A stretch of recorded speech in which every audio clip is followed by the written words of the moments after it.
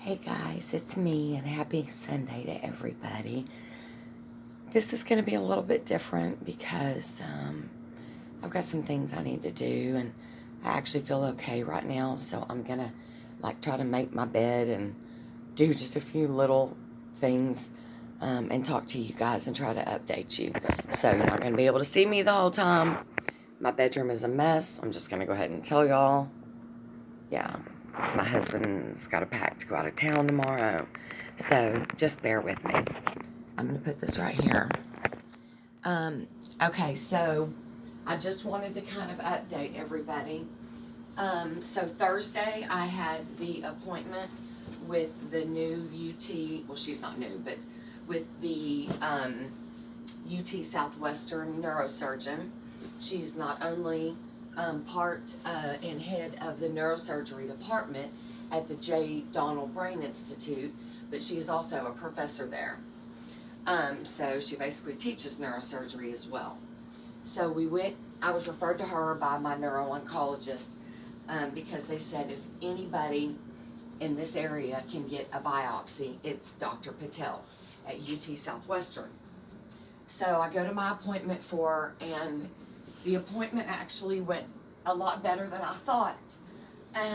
We've been told time and time again that this is inoperable, and if anybody ever says that they can do it, you need to run for the hills because you'll instantly die. And so to have somebody say that they can do it is exciting, number one, because there's maybe finally that chance that we can get a biopsy and find out for sure exactly what this is, what we're dealing with, how far along it's advanced.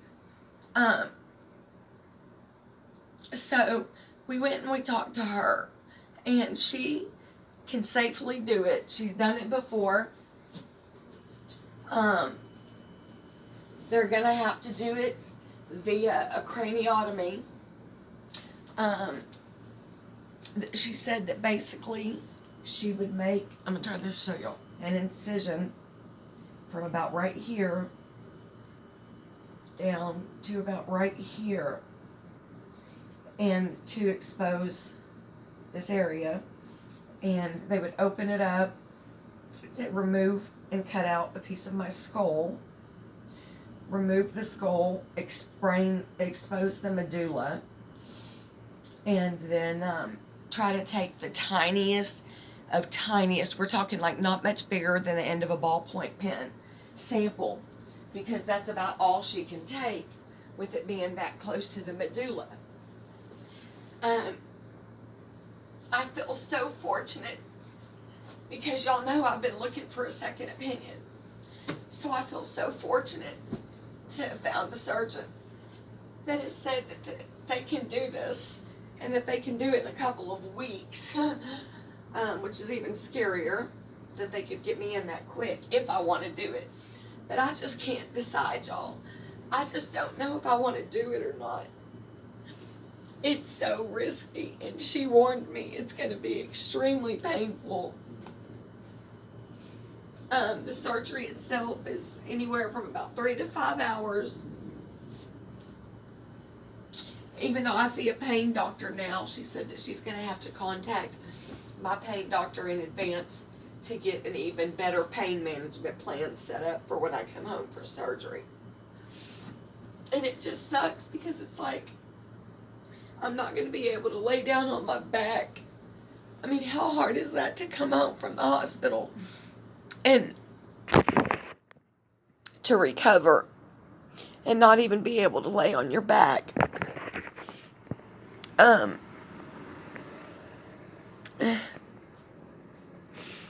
That's difficult, you know? I mean, it's like, how do you comfortably recover when you can't even lay down? But it still just scares me, the fact of somebody cutting the whole back of my skull and taking it away and knowing what can go wrong. And if something like this does go wrong, there's no coming back. The damage is done. I could be left paralyzed. I could be left with part of my body paralyzed, partially paralyzed. She said that, and of course these are low risk, but there's always a chance that it would mess up my balance worse than it is. And there's just, it's like the things that can go wrong, they're really big. It's not just little. So it's like even if one thing goes wrong, it's something that's really gone wrong. And I just don't know what decision to make, y'all. It's like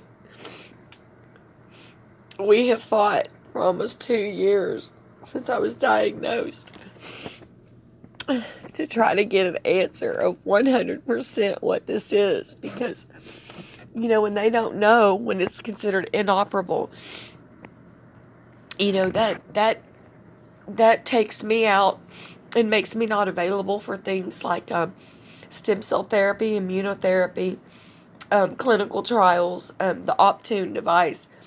All of that stuff is not available to me because they're not 1,000,000% sure, you know, like how advanced this tumor or cancer is or isn't.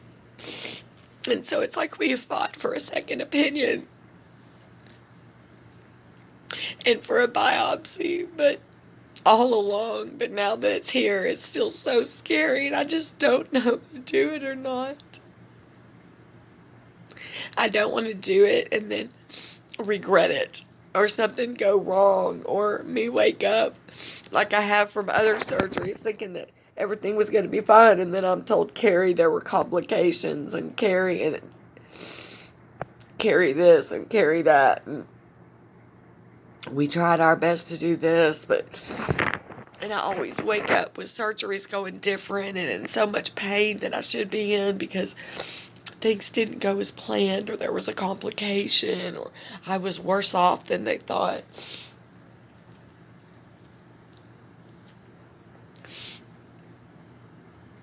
Like, even with the heart surgery, which is a major thing, I would be able to say yes like that. But it's like with this, I just can't because I just don't know. I don't know if I'm making the right decision. But then again, I fought so hard to try to find out exactly what this is. It's trying to kill me. And now I have the opportunity to do that, and I don't know if I should take it or not. I don't want to do it and then, like I said, regret it, wake up and say, why did I do this? Just to get an answer. The only thing that the biopsy, what they're wanting to do with the biopsy is they're wanting to determine if this is, which type of astrocytoma this is.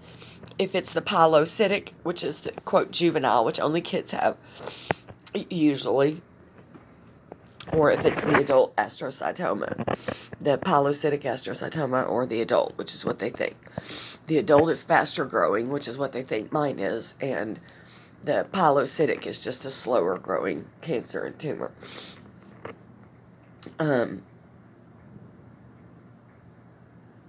I basically need to give her an answer by Thursday of this week so that she can get me in the operating room schedule, because she said right now it's about 3 weeks out, and she is about 6-7 months pregnant with twins.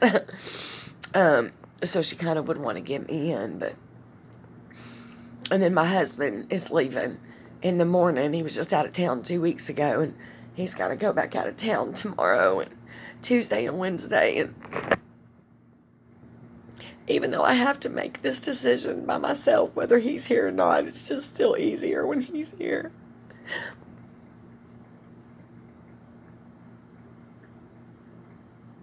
Like, it's like I just don't know. I'm so scared, y'all. In the very, very beginning, like 2 days after I was diagnosed, May of last year, this really renowned neurosurgeon came into the hospital to see me and told me that he could do the biopsy, but that I needed to understand exactly how dangerous this thing was. And he wanted to make sure that I understood completely how risky it was. And I told him yes, and I said, let's do it. But then I ended up canceling it because I just couldn't do it. Hang on, bear with me, guys. I canceled it. Literally, I backed out of it like 6 hours after they had said that they could do it if I wanted to. I was calling the surgeons back in because the more I thought about it, I just thought, I can't do this. It's not worth it for me. It's too risky. But about the time that I was calling the surgeons back in to decline, they came in and told me that it's just too dangerous, and they wanted to immediately start treatment and radiation and such without biopsy because it was just too deadly and too dangerous. And now to have another doctor say that she can do it, and with really low chances of complications, and she's done it before and been successful, and I know she's a great doctor and a skilled surgeon. But like I said, it doesn't make it any less scary because the fact that somebody's going to be in my brain. And I just want to be the same person that I am today. I don't want to change. I don't want to be any different. I just want to be me, the way I've always been. And I just don't want to, like, wake up and be somebody different.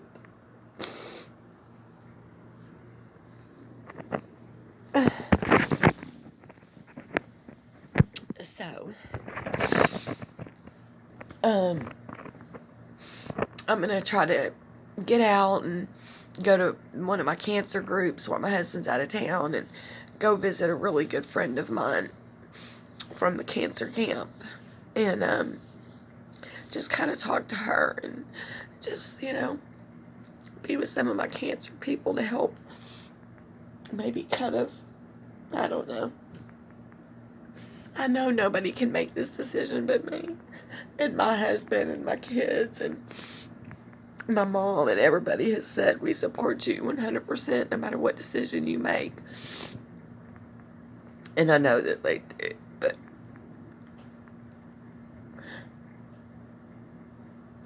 and like they're gonna have to come back and start doing everything for me again here, and I hate that people already have to help take care of me.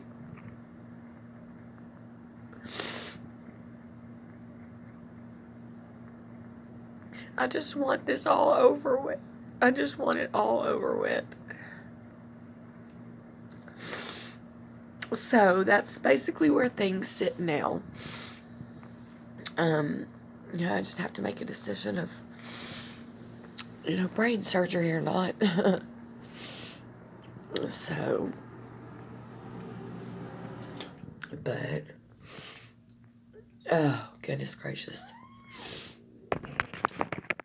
Bear with me, guys. I'm just trying to get some things. Oh, right now the cat's all. Yeah, this is pretty much what I deal with every morning. I actually feel good today, though, so that's a good thing.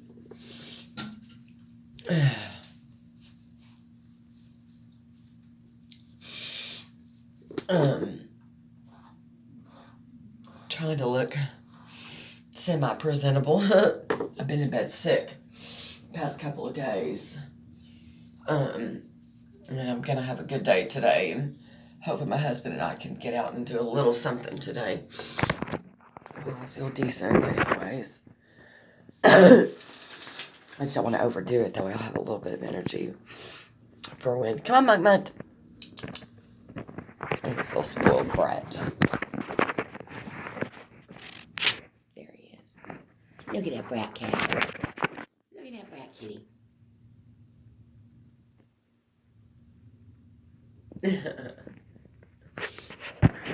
Monkey. Tell everybody how beautiful you are. No? No? Okay. But, so that's where things sit, guys. Thank you for bearing with me while I made the bed.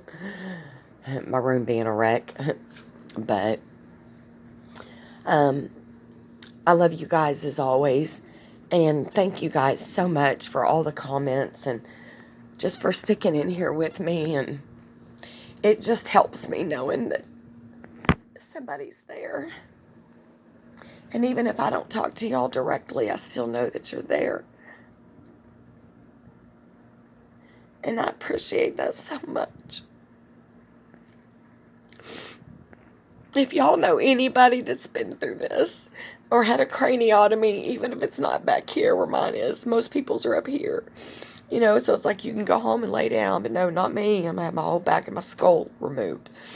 But if any of you guys know anybody that's had a craniotomy, please let me know. Let me know that they did okay. I don't know. I don't know what to expect. I don't have anybody to talk to that's been through this. I mean, yeah, you could walk in and be like, hey, who's had surgery? Me? Yeah, who's had a craniotomy? So it's like, I just have somebody I can call up and say, hey, when you had your craniotomy surgery, how did it go? And that just makes it hard. So, but I'm going to go for now. My hubby should be home. He had to get out and run a couple errands this morning. Go check on the ducks, the chickens, the goats, the dogs, the cats. All that stuff. And then he actually went over to my parents to take care of their house and yard early this morning. So I'm going to go for now, guys. But I will be back. And like I said, thank you again for hanging in here with me. And I love y'all as always, more than you know. So, but I'll be back over the next couple days while hubby's gone. Find something fun, interesting to get into. But love you guys.